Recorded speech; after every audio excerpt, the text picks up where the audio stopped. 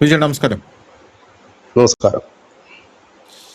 ചേട്ടാ, കഴിഞ്ഞ ദിവസം നമ്മൾ ഒരു വാർത്ത ചർച്ച ചെയ്തിരുന്നു. അതായത് പാകിസ്ഥാനിൽ ചൈനയുടെയും തുർക്കിയുടെയും ഡ്രോണുകൾ നിറച്ച വിമാനങ്ങൾ പറന്നിറങ്ങുന്നു എന്നുള്ളൊരു വാർത്തയായിരുന്നു അത്. ഓപ്പറേഷൻ സിന്ദൂർ 2.0 ഈസ് ഓൺ എന്നായിരുന്നു നമ്മുടെ വാർത്തയുടെ ടൈറ്റിൽ കൊടുത്തിരുന്നത്. അതിന്റെ പ്രധാനപ്പെട്ട കാരണം ബങ്കർ ബസ്റ്റർ ബോംബ് നമ്മൾ പരീക്ഷിക്കാൻ പോവുകയാണ്. ഇന്ത്യ 500 കിലോ ബങ്കർ ബസ്റ്റർ ബോംബാണ് പരീക്ഷിക്കാൻ പോകുന്നത്. ഇത് പാകിസ്ഥാനെ വളരെ വലിയ രീതിയിൽ വിരളി പിടിപ്പിച്ചിട്ടുണ്ട്. പാകിസ്ഥാൻ അന്തർധാരയിൽ അവർ വലിയ പ്രവർത്തനങ്ങൾ നടത്തുന്നു എന്ന് തന്നെയാണ് നമ്മൾ മനസ്സിലാക്കേണ്ടത്. അപ്പോൾ ഇന്ന് തന്നെ പോളണ്ടിന് ഇന്ത്യ ഒരു താക്കീത് കൊടുത്തിട്ടുണ്ട്, ജപ്പാൻ ഇന്ത്യ ഒരു താക്കീത് കൊടുത്തിട്ടുണ്ട്. ജപ്പാൻ ഈ പാകിസ്ഥാനെ സഹായിക്കാനായിട്ട് പ്രതിരോധ രഹസ്യങ്ങൾ അങ്ങോട്ടേക്ക് കൊടുക്കുന്നുണ്ട്. അപ്പോൾ അത് അവരുടെ കരാറാണ്. അപ്പോൾ ഇന്ത്യ പറഞ്ഞിട്ടുണ്ട് നിങ്ങൾ കൊടുക്കുന്നതിൽ തെറ്റൊന്നുമില്ല, പക്ഷേ ഇത് ലീക്ക് ചെയ്ത് ചൈനയുടെ കയ്യിലോ ബംഗ്ലാദേശിന്റെ കയ്യിലോ പോകാതെ നിങ്ങൾ ശ്രദ്ധിക്കണം എന്നാണ് ഇന്ത്യ പറഞ്ഞിരിക്കുന്നത്. പാകിസ്ഥാനെ ഇന്ത്യ സാഗൂത നിരീക്ഷിക്കുകയാണ്. അതിൽ നിന്ന് ഈ തുർക്കിയുടെ ഏറ്റവും വലിയൊരു ചരക്ക് വിമാനം പാകിസ്ഥാനിലേക്ക് വന്നിറങ്ങിയിട്ടുണ്ട്. പാകിസ്ഥാന്റെ മുറിറ്റ് എയർബേസിലേക്കാണ് ഇത് വന്നത്. A400M എന്ന് പറയുന്ന ഒരു ചരക്ക് വിമാനമാണ് വന്നത്. ഇത് വെറും ഒരു ചരക്ക് വിമാനമല്ല, ഇത് സൈനിക ചരക്ക് വിമാനമാണ് എന്നുള്ളതാണ് ഈ വിമാനത്തിന്റെ പ്രത്യേകത. വലിയ, അതായത് തുർക്കിയിലെ എയർബസ് A400M എന്നാണ് ഇതിന്റെ പേര്. മിലിറ്ററി ട്രാൻസ്പോർട്ട് എയർക്രാഫ്റ്റ് ആണിത്. ഈ വിമാനത്തിൽ സൈനികർക്ക് വരാം, വാഹനങ്ങൾക്ക് വരാം, ആയുധങ്ങൾക്ക് വരാം, സ്പെയർ പാർട്സുകൾക്ക് വരാം, തുർക്കിയുടെ ഫൈറ്റർ ജെറ്റുകൾക്ക് വരാം. അങ്ങനെ ഒരുപാട് കാര്യങ്ങൾ ഈ അകത്ത് കൊണ്ടുവരാനായിട്ട് സാധിക്കും. 37 ടൺ വരെ ലോജിസ്റ്റിക് പേലോഡ് വഹിക്കാനായിട്ട് ഈ വിമാനത്തിന് കഴിയുമെന്നുള്ളതാണ് ഡാറ്റാസ് നമുക്ക് ചൂണ്ടിക്കാട്ടുന്ന ഒരു കാര്യം എന്ന് പറയുന്നത്. ഇസ്താൻബുളിൽ നിന്നാണ് ഇത് മുറിറ്റ് എയർബേസിലേക്ക് പറന്നിറങ്ങിയത്. എന്താണ് ഇതിനകത്ത് എന്നുള്ളതിന് ഇന്ത്യ കണക്ക് കൂട്ടുന്നത് ഇതിനകത്ത് അമ്യൂണിഷൻ ആണ് എന്നാണ് ഇന്ത്യ പറയുന്നത്. എക്യുപ്മെന്റ് ഉണ്ട്, സ്പെയർ പാർട്സ് ഉണ്ട്, സൈനികർ കാണാം എന്ന് ഇന്ത്യയുടെ കണക്ക് കൂട്ടലാണ്. അപ്പോൾ ഇന്ത്യ ജാഗ്രതാ നിർദ്ദേശം പുറപ്പെടുവിച്ചിട്ടുണ്ട്. ഇവിടെ ഇന്ത്യക്ക് പ്രാധാന്യം തുർക്കിയും പാകിസ്ഥാനും തമ്മിലുള്ള ആ ഒരു പ്രതിരോധ ബന്ധമാണ്. അതിന്റെ പേരിൽ ഇന്ത്യ ജാഗ്രതാ നിർദ്ദേശം പുറപ്പെടുവിച്ചിട്ടുണ്ട്. ഇപ്പോൾ തുർക്കി ഇടയ്ക്ക് ഇന്ത്യക്ക് അനുകൂലമായിട്ട് പ്രസ്താവനയൊക്കെ നടത്തിയ ഒരു രാജ്യമാണ്. എങ്കിലും തുർക്കി when it comes to Pakistan, തുർക്കിക്ക് വല്ലാത്ത പാക് പ്രേമം കൂടിയിട്ടുണ്ട്. അതിന്റെ ഭാഗമായിട്ടാണ് ഈ വിമാനം വന്നിറങ്ങിയിരിക്കുന്നത്. അപ്പോൾ എങ്ങനെയായിരിക്കും ഇന്ത്യ ഇതിനെ നേരിടാൻ പോകുന്നത്? വലിയ നീക്കമാണ് പാകിസ്ഥാൻ നടത്തിക്കൊണ്ടിരിക്കുന്നത്. ചൈനയുടെ ഭാഗത്തുനിന്ന് കഴിഞ്ഞ ദിവസം ഈജിപ്തിലേക്ക് പോയ ചൈനയുടെ 12 ഫൈറ്റർ ജെറ്റുകളാണ് അവിടെ ലാൻഡ് ചെയ്തത്. യുക്രൈനിൽ നിന്ന് ഡ്രോൺ വരുന്നു, പോളണ്ടിൽ നിന്ന് ഡ്രോൺ വരുന്നു, ജപ്പാൻ പ്രതിരോധ സഹായം കൊടുക്കുന്നു. അതിൻ്റെ ഇടയിൽ ബംഗ്ലാദേശ് പറഞ്ഞിരിക്കുന്ന കാര്യം, താരിഖ് റഹ്മാൻ ഇങ്ങോട്ടേക്ക് വരാനിരുന്നതാണ്, ഞങ്ങൾ വരുന്നില്ല എന്നാണ് പറഞ്ഞത്. ഗംഗാജലവുമായി ബന്ധപ്പെട്ട ഒരു തീരുമാനം ഉണ്ടാക്കിയിട്ട് ഞങ്ങൾ അങ്ങോട്ടേക്ക് വരാം എന്നാണ് പറഞ്ഞത്. ഇപ്പുറത്തെ ഇൻഡസ് റിവറാണ്. അങ്ങനെ വലിയ രീതിയിലുള്ള ഒരു കളം ഒരുങ്ങുകയാണ്. അപ്പോൾ ഇന്ത്യ എന്താ പറയുക, ഒരു പ്രതിരോധത്തിലാണ് എന്ന് പല ആൾക്കാരും പറയുന്നുണ്ട്. അത് സത്യമാണ്.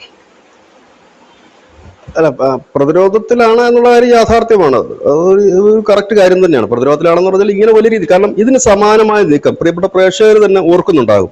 2025 നടന്നിരുന്നു. ഓപ്പറേഷൻ സിന്ദൂറിന് മുമ്പ് ഇതേപോലെ നമ്മുടെ ചാനൽ എടുത്ത് നോക്കിക്കഴിഞ്ഞാൽ തന്നെ അറിയാം, തുർക്കി വിമാനങ്ങൾ വരുന്നു, തുർക്കിയുടെ കപ്പല് വരുന്നതായിരുന്നു അവസാനം വന്ന ഒരു ഹൈലൈറ്റ് വാർത്ത. അതിൽ തുർക്കിയുടെ ഒരു വലിയ പടക്കപ്പൽ വരുന്നു. പക്ഷെ നമ്മുടെ നാവിക സേന മൂവ് ചെയ്ത് തുടങ്ങിയപ്പോൾ തുർക്കി പടക്കപ്പൽ എടുത്തുകൊണ്ട് സ്ഥലം വിട്ടു എന്നുള്ളത് മറ്റൊരു കാര്യം. പക്ഷെ അവിടെ കപ്പൽ വന്നു, അതൊക്കെ ഗംഭീരമായിരുന്നു. ആ കപ്പലിന്റെ പടം സഹിതം ഇപ്പോഴും ഗൂഗിളിലൊക്കെ സെർച്ച് ചെയ്യാമെങ്കിൽ ആ വാർത്ത കിട്ടും, ഇല്ലെങ്കിൽ മറ്റ് അതിനോട് സമാനമായ വാർത്തകളും കിട്ടും. അപ്പൊ ഇതിന് സമാനമായ നീക്കങ്ങളാണ് ഇപ്പോൾ നടക്കുന്നത്.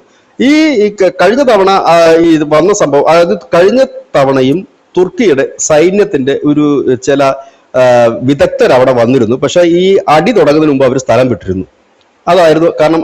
അവിടുന്ന് അവർ പോയത് മിഡിൽ ഈസ്റ്റിലെ ഏതോ ഒരു രാജ്യത്തേക്ക് പോവുകയും അവിടെ തുർക്കിയിലേക്ക് മടങ്ങുകയുമാണ് ചെയ്തത്. കാരണം ഈ ആയുധങ്ങൾ കൊണ്ടുവരുമ്പോൾ ഒരു കുഴപ്പം എന്താണെന്ന് വെച്ച് കഴിഞ്ഞാൽ, പെട്ടെന്ന് കൊണ്ടുവരുന്ന ആയുധത്തിന് പെട്ടെന്ന് ട്രെയിൻ ചെയ്തിട്ട് ഇവരെ അതിന് വേണ്ടിയിട്ട് ആക്കിയെടുക്കാൻ കഴിയില്ല. പകരം ഇതിന് ഇപ്പൊ നമ്മുടെ ഈ ഓപ്പറേഷൻ സിന്ദൂർ നടക്കുന്ന സമയത്ത് ചൈനയുടെ എഞ്ചിനീയേഴ്സ് അവിടെ ഉണ്ടായിരുന്നു. അവരായിരുന്നു ചൈനയുടെ പ്രതിരോധ സംവിധാനങ്ങളെ ആക്ടിവേറ്റ് ചെയ്ത് ഇത് ചെയ്യേണ്ടിയിരുന്നത്. അതിലെ 6 പേര് അതിനകത്തുണ്ടായിരുന്നു എന്ന് അവിടുന്ന് തന്നെ ഒരു വെളിപ്പെടുത്തൽ, പോഡ്കാസ്റ്റ് വെളിപ്പെടുത്തൽ തന്നെ വരികയും ചെയ്തിരുന്നു. നമ്മളത് ന്യൂസ് ഇന്ത്യ മലയാളം കൊടുക്കുകയും ചർച്ച ചെയ്യുകയും ചെയ്തിരുന്ന വിഷയമാണ്. ഇതേപോലെ തന്നെ തുർക്കിയുടെ വിദഗ്ധന്മാരും സൈനികരും അടങ്ങിയ ഒരു സംഘമാണ് എത്തിയിരിക്കുന്നത്. കാരണം അവർ കൊണ്ടിരുന്ന വെപ്പൺസ് അവർ തന്നെ യൂസ് ചെയ്ത് കഴിഞ്ഞാൽ കുറച്ചില്ലെങ്കിൽ അവർക്ക് അതിന് നിർദ്ദേശം കൊടുക്കാൻ കഴിയും അവരുള്ളപ്പോൾ. അല്ലാതെ ഈ ഒരു സാധനം കൊണ്ട് അവരില്ല. ഈ നരേന്ദ്രമോദി സർക്കാരിന് കയറിയതിനു ശേഷം 2014 മുതൽ നമ്മൾ എല്ലാ ആയുധങ്ങളും, വാങ്ങുന്ന ആയുധങ്ങളെല്ലാം നമ്മൾ തദ്ദേശീയമായി മാറ്റിയെടുക്കുകയാണ്. നമുക്ക് ആരുടെയും ഹെൽപ്പ് വേണ്ട. അവിടുന്ന് ഒരു സൈന്യത്തെ വിളിച്ചു ചോദിച്ചിട്ട് ഈ നട്ട് അവിടെ പിടിപ്പിക്കേണ്ടതെന്നോ ഈ വയർ അവിടെ കൊടുക്കണമെന്നോ ചോദിക്കേണ്ട ആവശ്യം വരുന്നില്ല. സിമ്പിളായിട്ട് പറഞ്ഞാൽ നമ്മുടെ തന്നെ എഞ്ചിനീയർമാർക്കും നമ്മുടെ തന്നെ DRDOയുടെ സ്റ്റാഫുകൾക്കും ചെയ്യാവുന്ന കാര്യങ്ങൾ മാത്രമാണ്. ആയുധങ്ങൾ നമ്മൾ നിർമ്മിക്കുന്നു. ഇതൊരു കാര്യം. ഇവിടെയാണ് തുർക്കിയുടെ ഒരു വലിയ വിമാനം എത്തിയിരിക്കുന്നത്. ഇതിനകത്ത് ടാങ്കുകൾ എത്തിക്കാൻ കഴിയും, ഒപ്പം തന്നെ വലിയ വലിയ യുദ്ധ സംവിധാനങ്ങളും വിമാനങ്ങളും കൊണ്ടുവരാൻ കഴിയും, സൈനികരെ എത്തിക്കാൻ കഴിയും. ഇങ്ങനെ എത്തിക്കുന്നു. ഇതിനു മുൻപും ഈ വാർത്ത വന്നിട്ടുണ്ട്. അത് കുറച്ച് ദിവസങ്ങൾക്ക് മുമ്പാണ് ഈ ചൈനയുടെ വിമാനങ്ങൾ എത്തിയതിനോടൊപ്പം തന്നെ തുർക്കിയുടെ വിമാനങ്ങൾ എത്തിയ ഒരു വാർത്തയുണ്ട്. ഇത് രണ്ടാമത്തെ വിമാനമാണ് എത്തുന്നത്. അന്നത് എത്തി, അത് തിരിച്ചുപോയി. ഇന്നത് എത്തി അവിടെ ലാൻഡ് ചെയ്തിരിക്കുന്നു. വിമാനത്താവളത്തിൽ അത് അവിടെ ഉണ്ട് എന്നുള്ള വാർത്തയാണ് ഇപ്പോൾ വരുന്നത്. അതായത് രണ്ടാമത്തെ വരവാണ് വരുന്നത്. ഈ ധൃതി പിടിച്ച് പാകിസ്ഥാൻ ഇത്രത്തോളം ആയുധങ്ങളും കാര്യങ്ങളും ഇവിടെ ഇറക്കുമതി അവരുടെ രാജ്യത്തേക്ക് ഇറക്കുന്നതിന്റെ അവസ്ഥ, കാരണം നമുക്കറിയാം പാകിസ്ഥാൻ ഇപ്പോൾ പാപ്പരായി നിൽക്കുന്ന ഒരു അവസ്ഥയാണ്. സ്വന്തം നാട്ടിലെ ജനത്തിന് കൊടുക്കാൻ പെട്രോൾ ഇല്ല, പഞ്ചസാരയ്ക്ക് തീ പിടിച്ച വില, ആട്ടയ്ക്ക് തീ പിടിച്ച്, അങ്ങനെ എല്ലാത്തിനും വിലയുള്ള ഈ സമയത്ത് ഒരു ഗതിയും പരഗതിയില്ലാതെ നിൽക്കുന്ന സമയത്ത് വലിയ രീതിയിൽ കൊണ്ട് ആയുധം ഇറക്കണമെന്നുണ്ടെങ്കിൽ, ധൃതി പിടിച്ച് ഒരു അറബ് നാറ്റോ സഖ്യം രൂപീകരിക്കണമെന്നുണ്ടെങ്കിൽ ആ സഖ്യത്തിന്റെ എന്തിനായിരുന്നു തിരക്കട്ടി നീക്കം എന്നുള്ള കാര്യം ഇപ്പോഴും മനസ്സിലാകുന്നില്ല. ഇറാനുമായിട്ടുള്ള ഫൈറ്റ് ആണെങ്കിൽ ഇറാന് നേരെയല്ലേ ആദ്യം തിരിയണം. ഇന്നും ഹൂത്തികൾ സൗദി അടിച്ചിട്ടുണ്ട്. ഹൂത്തികൾക്ക് നേരെ ഇവരാരും തിരിയുന്ന കണ്ടിട്ടില്ലല്ലോ.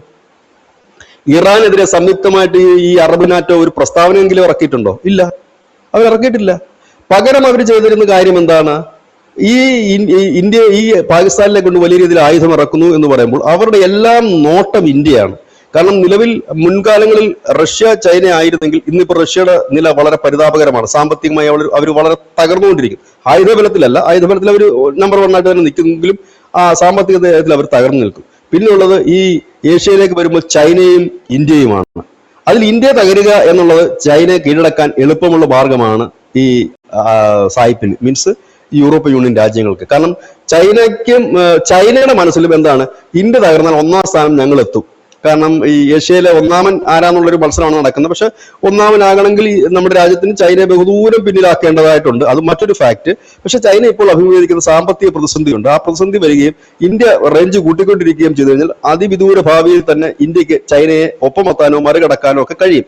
ഒരു പക്ഷേ 2040-ലോ 47-ലോ ഒക്കെ ഈസി ആയിട്ട് കഴിയും. അത് ചൈന ആഗ്രഹിക്കുന്നില്ല. അതിനു മുമ്പ് കുറച്ച് വർഷങ്ങൾ പിന്നോട്ടടിക്കുക. ഈ ഒരു യുദ്ധം എന്താണ് നമുക്ക് നൽകുന്നത്?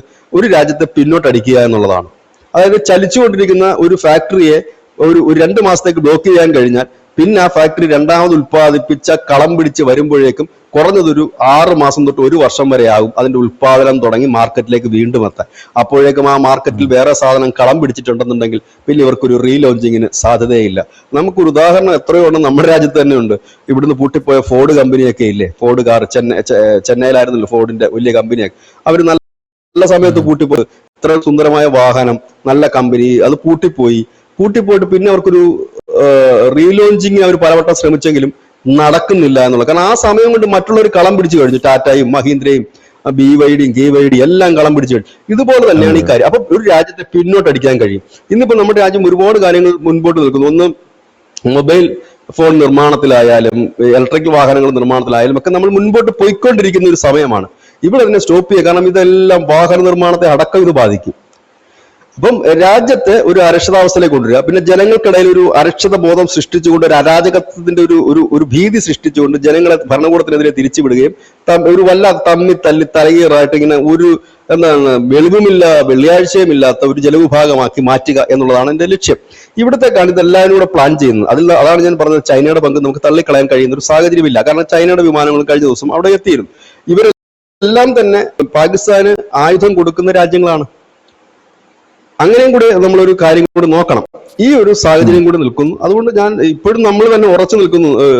ഒരു സംഘർഷത്തിന്റെ സാധ്യതകൾ വളരെ കൂടുതലാണ്. അത് ദീപാവലിക്ക് മുൻപോ ദീപാവലിക്ക് ശേഷമോ എന്നതാണ് അറിയേണ്ടത്. കാരണം ദീപാവലി ഇന്ത്യയെ സംബന്ധിച്ച് വളരെ ഇമ്പോർട്ടന്റ് ആയിട്ടൊരു ആഘോഷമാണ്.